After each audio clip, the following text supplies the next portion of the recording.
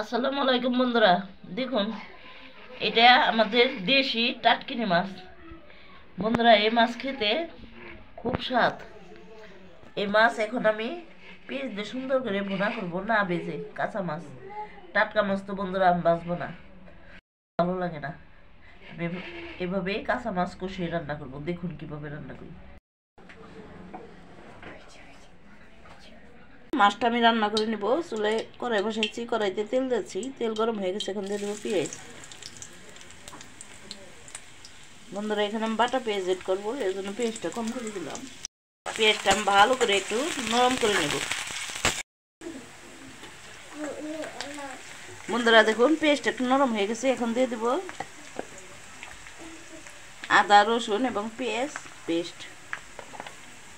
আমার আদা রসুন এটার সাথে অ্যাড করা।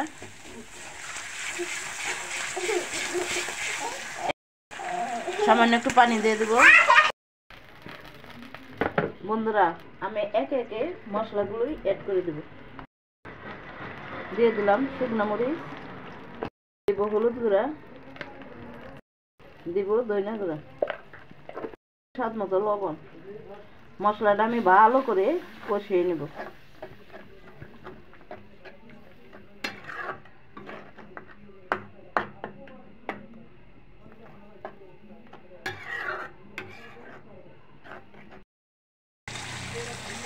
বন্ধুরা দেখুন, আমি তরকারি সুন্দর করে কষিয়ে নিয়েছি।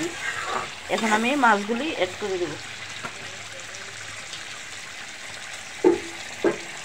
বন্ধুরা, কাঁচা মাছ এভাবে পেঁয়াজ দিয়ে হালকা মাখা মাখা ঝোল করে খেয়ে দেখেন।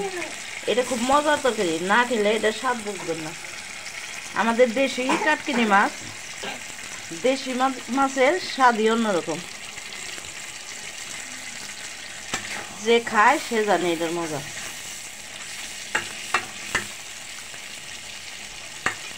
আমি সামান্য একটু পানি অ্যাড করে দেব।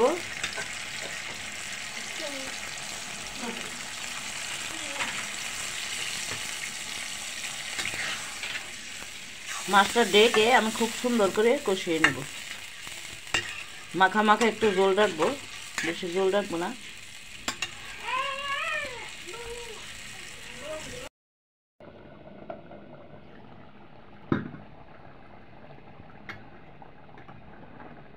বন্ধুরা দেখুন,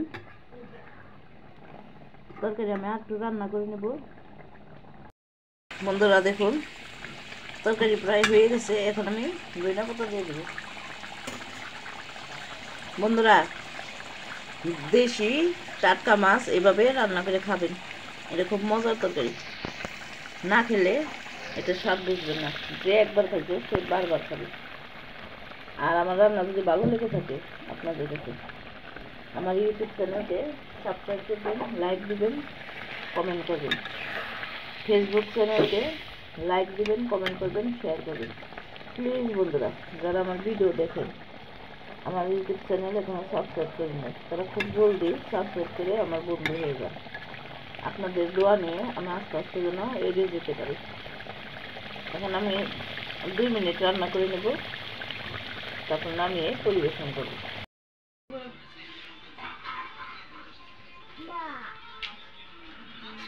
টাকা কোনটা? টাকা প্লেট কোনটা?